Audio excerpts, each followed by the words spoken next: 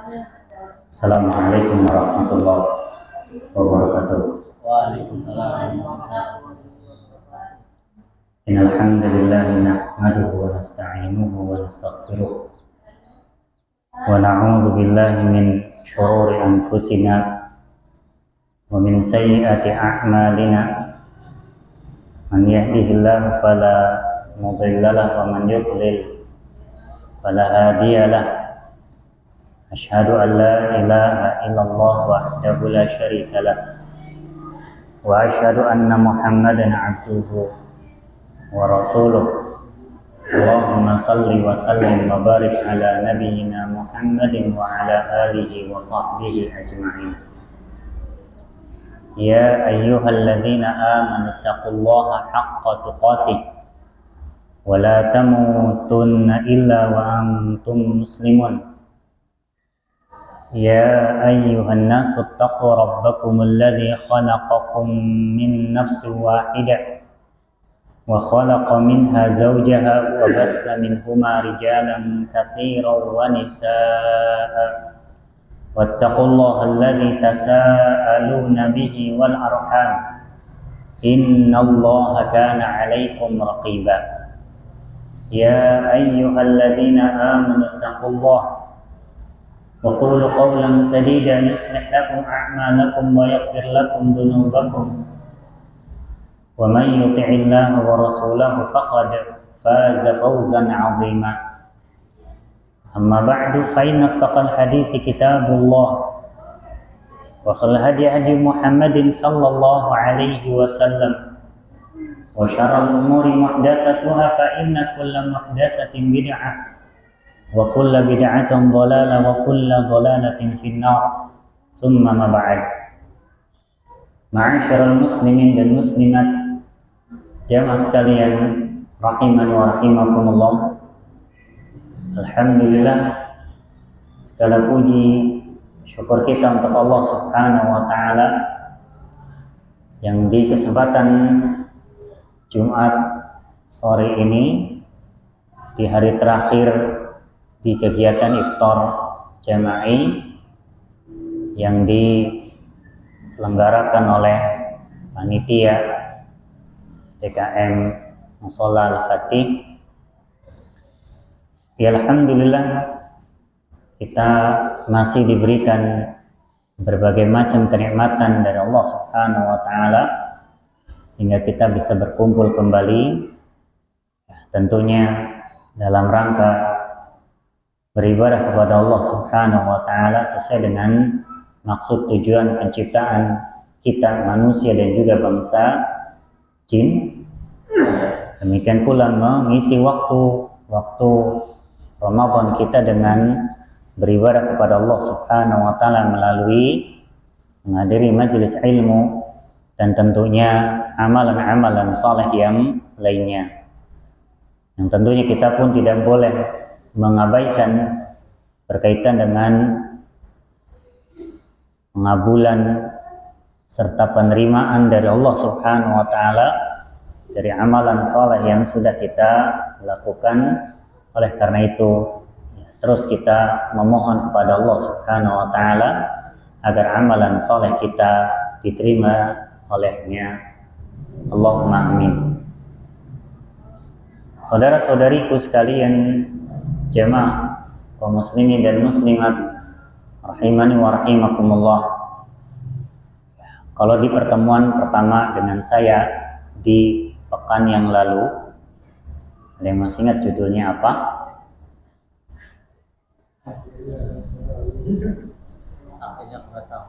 Ya, akhirnya aku pun mengetahui. Kemudian di pertemuan yang kedua apa? Tetap semangat, Masya Allah ya. Ya, tetap semangatnya kita meskipun kita di akhir kegiatan iftar jama'i di sini, akan tetapi bukan menjadi akhir dari perjalanan kita untuk mengikuti kegiatan yang seperti ini, karena di tempat yang lain juga diselenggarakan.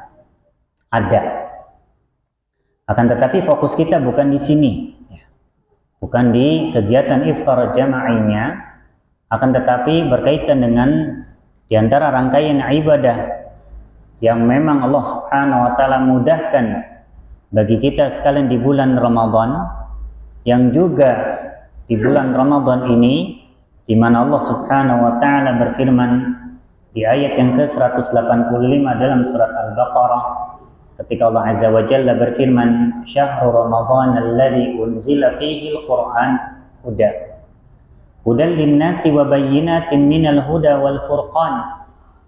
Bahwasanya bulan Ramadan adalah bulan di mana Allah Subhanahu wa taala menurunkan Al-Qur'an.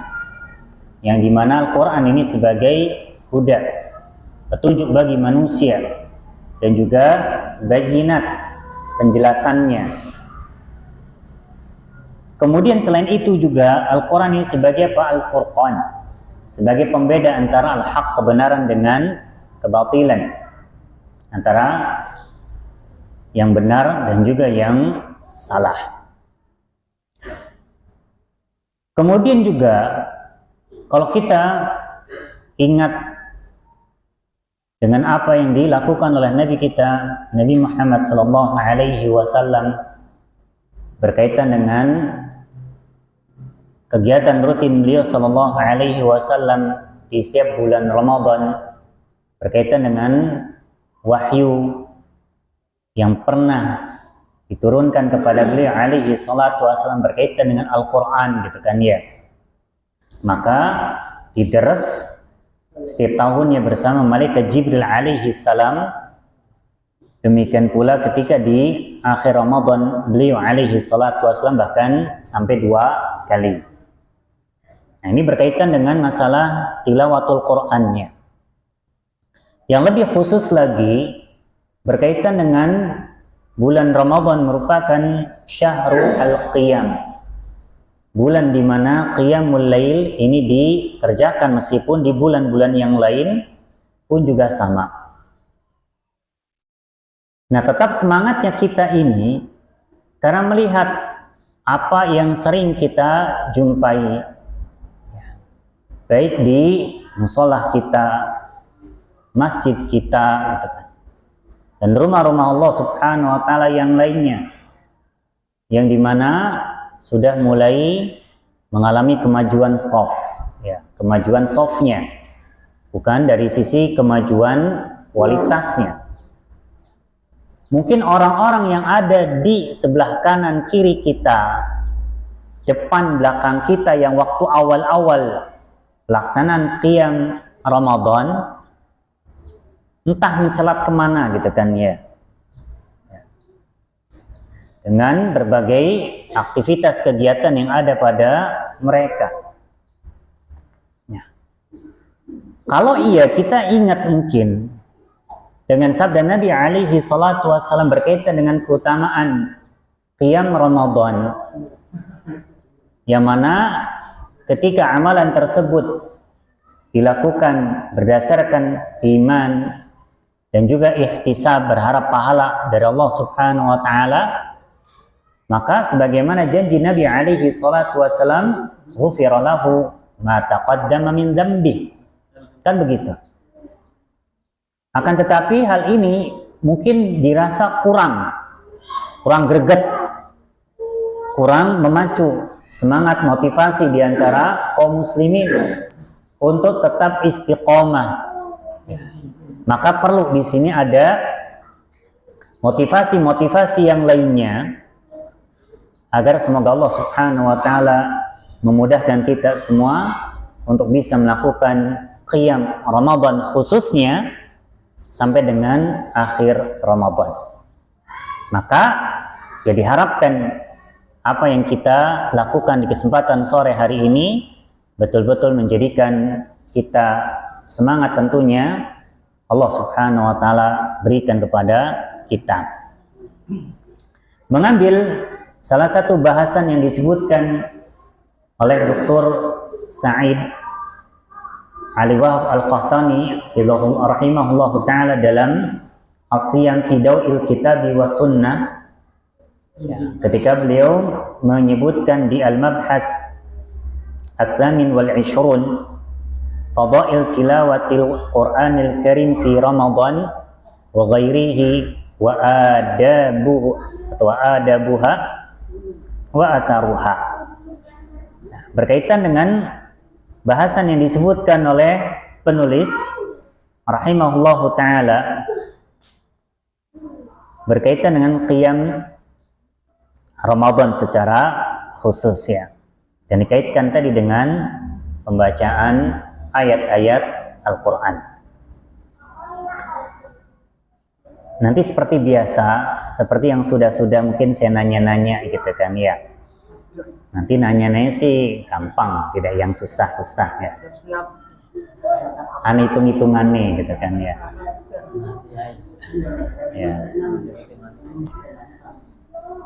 Ya. Kalau ditanya berkaitan dengan kaifiyat pelaksanaan sholatul tarawih kan gitu ya. Itu kira-kira berapa rakaat misalkan plus dengan witirnya. Ya, sebagian mengerjakannya 11. Sebagian lain 23 gitu kan. Yang terpenting daripada keduanya tentu dikerjakan secara tumaknina dengan tidak meninggalkan tumaknina tersebut sehingga pelaksanaan sholat dianggap sah kan gitu ya. Nah, nanti kita coba menghitung. Disebutkan oleh penulis di poin sadisan fadlu qiraatil Quran fi shalah. Keutamaan membaca Al-Quran dalam salat. Ya. Yang pertama, riwayat yang disebutkan oleh penulis rahimahullahu taala dari Abu Hurairah radhiyallahu taala anhu ketika Nabi sallallahu alaihi wasallam bersabda, "Ayuhibbu ahadukum idza raja'a ila ahlihi an yajida fihi thalatha khalifatin nidhamin siman." Suatu ketika Nabi alaihi salatu wasallam bertanya kepada para sahabat Nabi alaihi salatu wasallam. Ketika beliau bertanya yang artinya, ketika salah seorang di antara kalian ini suka, senang gitu kan. Apa kalian senang? Apakah kalian suka ketika kalian itu balik kembali ke rumah, ya, ke rumah masing-masing, ke tempat tinggalnya, kemudian ternyata di rumah itu ada 3, cuma 3 ini ya. Ini jangan lihat cumanya, nanti pinknya ini. Ada salah khalifat, ada 3 ekor unta yang sedang hamil.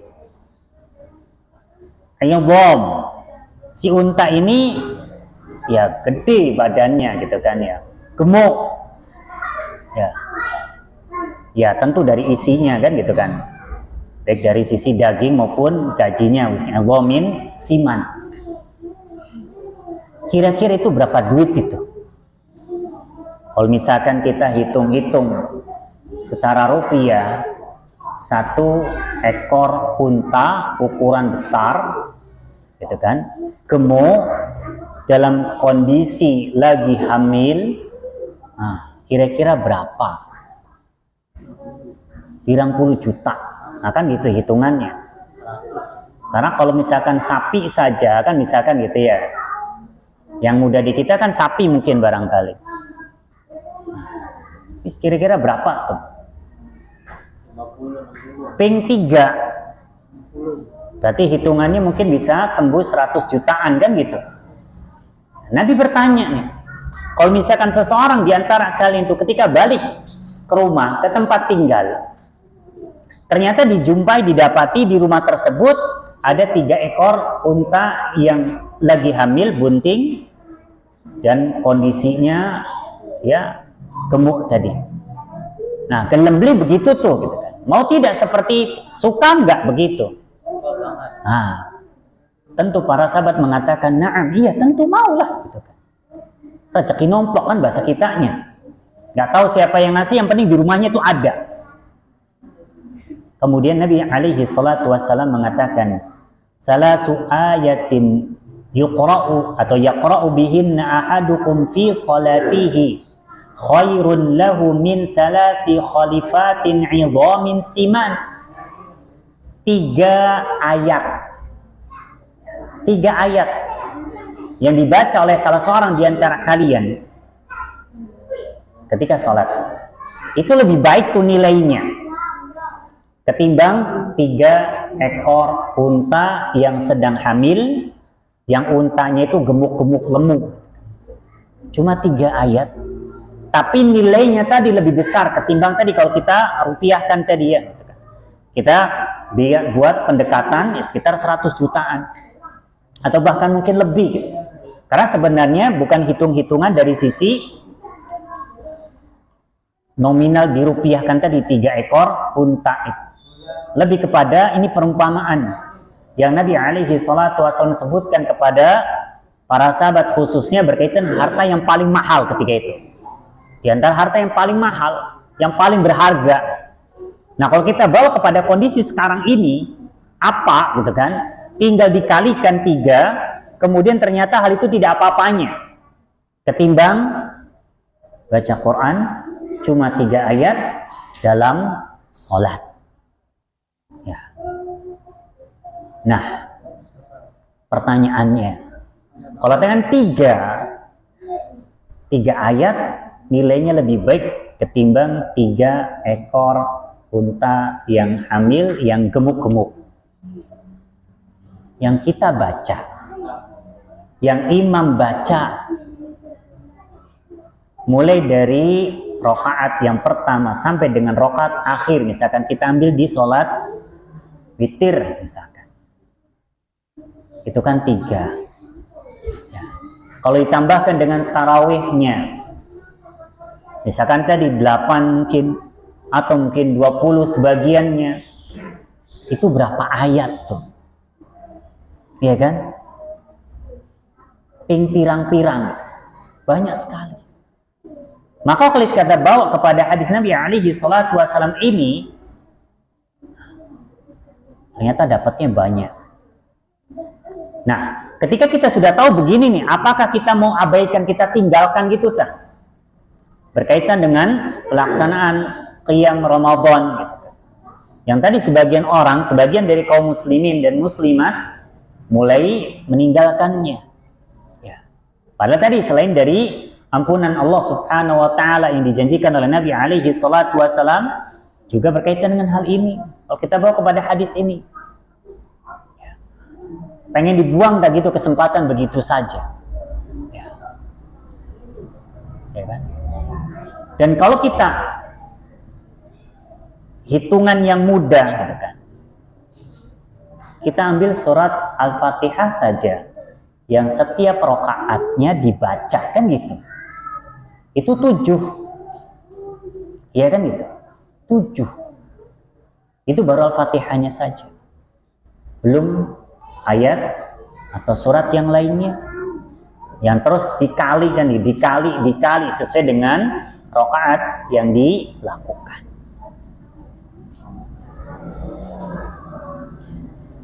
Kemudian poin yang kedua, ikhwani wa akhwati fiddin, jamaah sekalian rahimani wa rahimakumullah. Ketika Allah Subhanahu wa taala mengingatkan kepada kita sekalian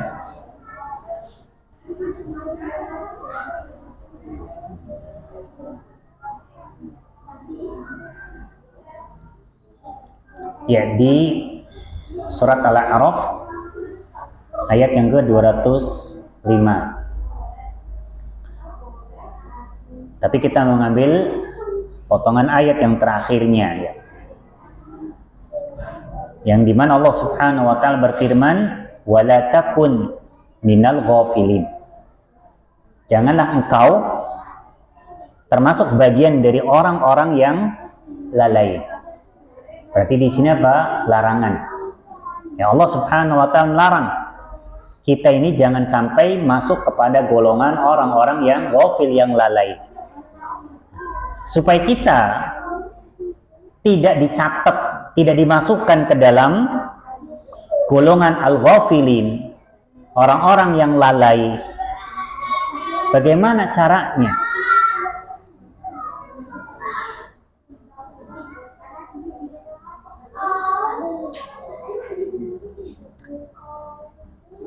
Dalil yang ketiga yang disebutkan, meskipun nanti kita ke dalil yang kedua ya, nyambung sih sebenarnya.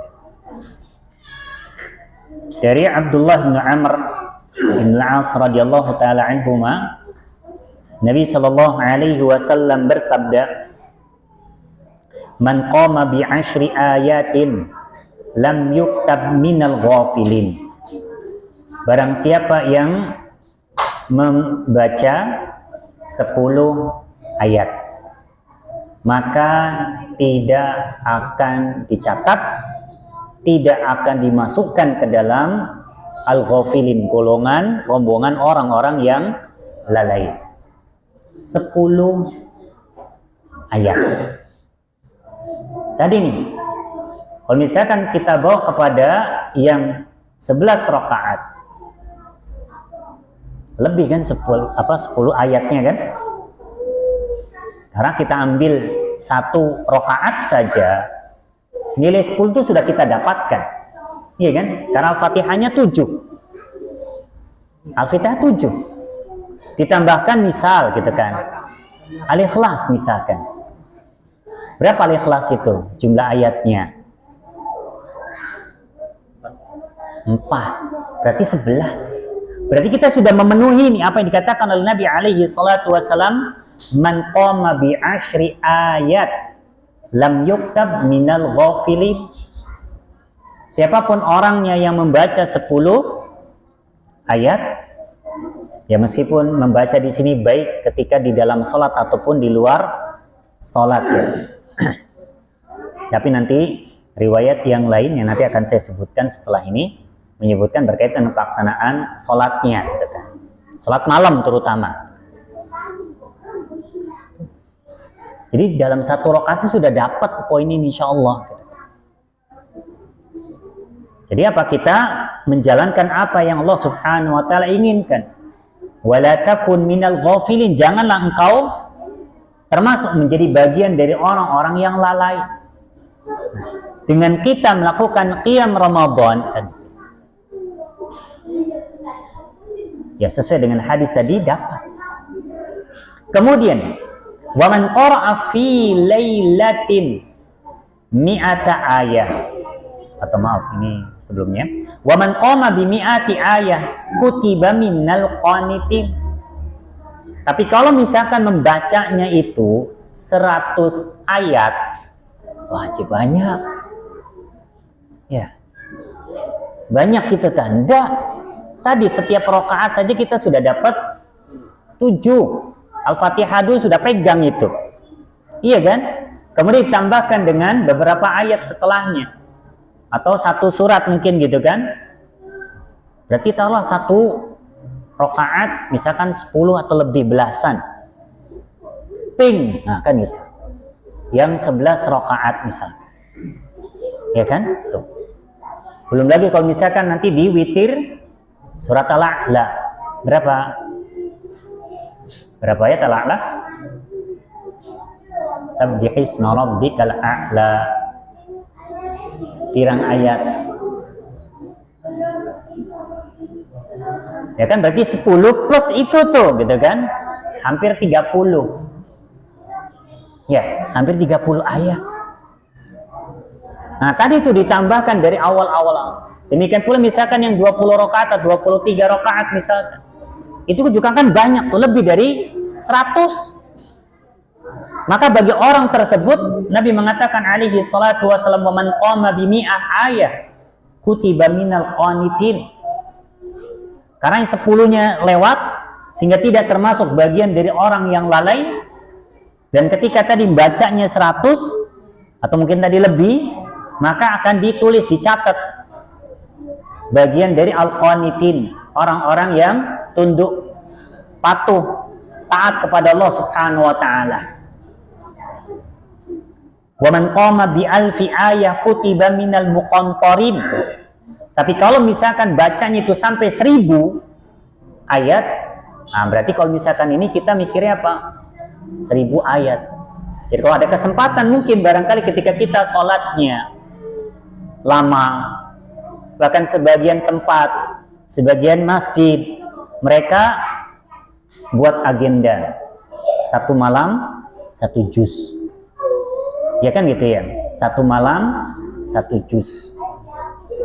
Pirang ayat tuh. Ya, 1 juz. Kan ping tuh maksudnya. Ya kan banyak. Al-Fatihahnya berkali-kali. Maka bagi orang tersebut yang sampai 1000 ayat, maka kutiba minal muqantarin, maka ditetapkan baginya, ditulis baginya, termasuk bagian dari orang-orang yang mendapatkan pahala yang begitu besar. Karena memang tidak bisa diukur. Karena qantarah itu apa? Di kitanya tuh banyak banget gitu. Jadi nggak bisa diukur angka sekian-sekian, nggak bisa. Ini sih akeh pisan, banyak sekali. Iya. Ya. Kemudian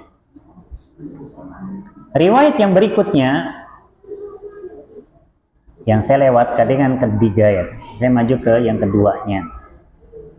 Dari Abu Hurairah radhiyallahu taala anhu, ketika Nabi sallallahu alaihi wasallam mengatakan man hafadha ala haula'is salawatil maktubat lam yuktab minal ghafilin. Siapapun orangnya yang menjaga salat-salat fardu yang 5 waktu ini, maka tidak akan dicatat, tidak akan dimasukkan ke dalam golongan orang-orang yang lalai. Wa man qara'a fi lailatin. Kalau bacanya di malam hari. Kalau di riwayat yang tadi kan tidak disebutkan malamnya. Kalau di sini disebutkan malamnya. Berarti ini berkaitan dengan apa? Qiyamul lail. Meskipun bisa jadi makna yang lain. Maksudnya tidak hanya di qiyamul lailnya. Mungkin di luar sholat. Bisa jadi.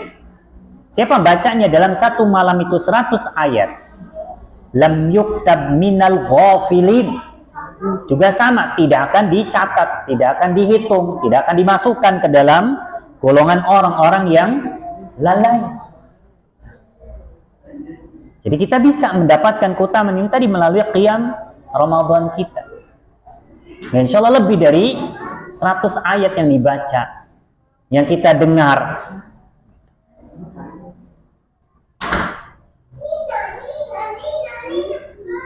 Kemudian